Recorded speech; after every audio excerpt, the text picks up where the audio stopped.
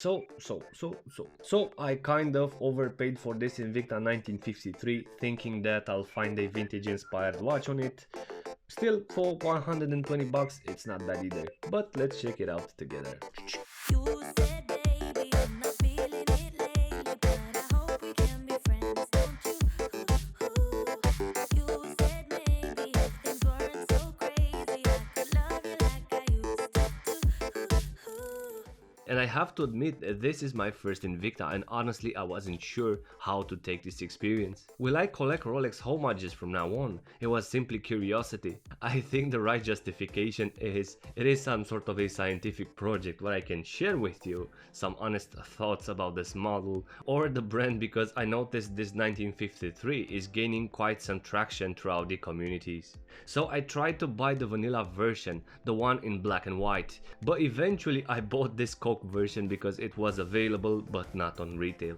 And indeed, I find it funny how Invicta built their recent brand identity based on Rolex. Recent I say because Invicta is a brand founded in 1837 in Switzerland, but acquired in 1991 by an American brand, and I guess you know what happened since then. I think Invicta is actually the first brand who relied 100% on making Rolex homages. And I guess it worked. They knew how to make their products available for the customers in the shelves in the malls. And I guess the way we grown with Swatch, in the same way some of us grown up with Invicta. So a profitable and a creative business that had its role for more than 25 years in the modern history of horology. But what I appreciate the most about Invicta, they take good care of glycine, and I guess we should all be grateful for this. But getting back to the brand association, we can spot even from the unboxing the Rolex influence, with the case pattern that symbolizes the oyster case. And I kind of like the grey box of Invicta, but I guess the most I like the fresh shade of yellow brand that they associate to their products, and slowly I think it really creates an identity for them. It is funny and cool in the same time how the rotor of the NH35 movement is made on yellow. It looks very sporty but good in the same time. And as first impressions, I was expecting honestly something else. I mean, I already spent quite some time to document the history of the oyster case and the early diver designs. Also owned and reviewed some Tudor black buys, so I kind of hope to see a strong vintage inspired watch from a brand that knows how to make inspired or homage watches. And in exchange, I kind of found a modern diver trying to be a vintage inspired.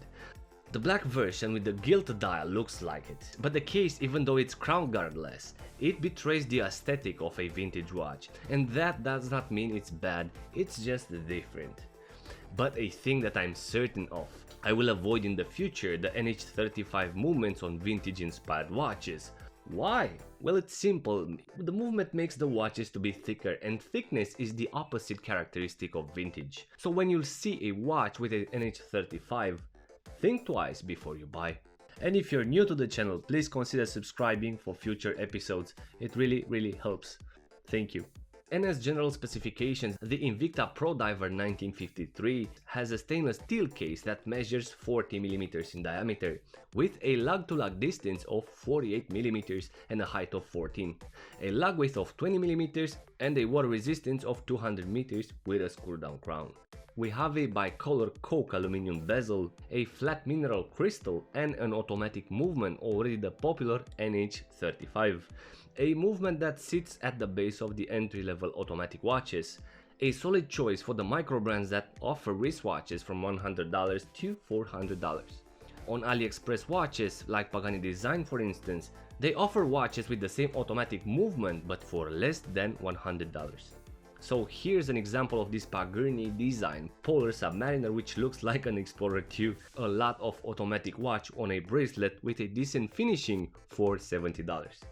And moving into the details, the case is a mixture of black buy with a modern Invicta case. Firstly, the front and the side facets are brushed, but on a severe brushing. You can read every brush line out of the pattern. So they are separated by a polished chamfer which outlines the side case towards the front. However, this polished accent between the brushed facets seemed to be too severe, maybe too much. And the side is drastically curved towards the ends. A potential reasoning was the fat case back, and the reason to keep the side of the case closer to the wrist. As for the bezel, outer ring feels to be tall and pretty grippy, a more industrial version of a coinage bezel. We also have an aluminum insert, angled towards the flat mineral crystal. And inside of the dial we have a vertical metallic ring towards the gilt pattern, and would have loved to have an angled inner ring to ensure the passing from the bezel to the dial, as you can see on the vintage box sapphire like the Certina DSPH 200M. So the classy black dial with gold markers and accents represents a homage paid to the first Rolex Submariner from 1953. And I find this aspect really funny. They made a homage of the Rolex Submariner reference 6204 from 1953, and they added the year as an identifier so people can find it. The indexes seem to be very well applied. I love the embossed uniform surface of every index and the reflection of it. It reminds me of the modern Omega Seamaster 300M. Still, the Lume is not that potent, and since they own glycine, I would have expected to borrow a bit of Lume from them. And speaking of glycine, they also launched an inspired dial with the Glycine Combat Sub Vintage line, this model taking some elements from the Rolex reference 6200. The hands complement somehow the gilt atmosphere with the gold accents, so we have gold pencil hands and the long seconds hand, having on top a pip without Lume. They did not bother to add Lume on top of it. The Invicta logo font is very cool, and I like the fact that they kept only the text, keeping the dial simpler.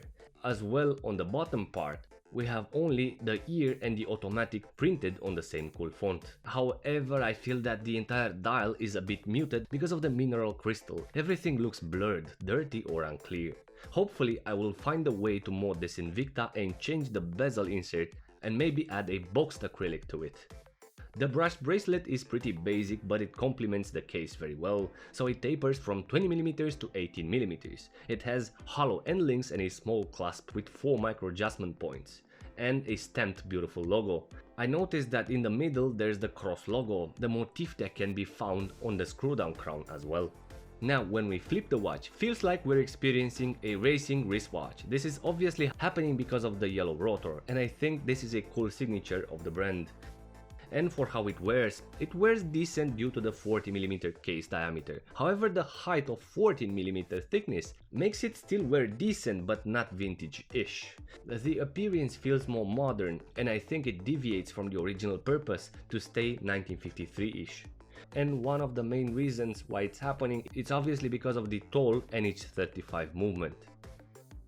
So to conclude, yes, a great idea to reincarnate the first Rolex Submariner from 1953. I think this was a job for Tudor, specifically for the black by line, but I can't say until now they fully succeeded to breathe the 50s air of the Rolex Subs, and I personally do not like the black by 58. However, I feel that the Invicta 1953 does not look as vintage as I expected. I feel like something is missing there, but overall a decent watch, still not worth overpaying for it, that's for sure. I think the retail is around $100 and honestly it should stay around that amount. And tied up to my intro, I wonder what does Invicta represents for you. I'm guessing throughout the time some of you had at least one Invicta as their first watch or gifted. Please let me know in the comment section, and as usual, if you're new here, please consider subscribing to the channel for future updates. So until next time, be brave but stay safe.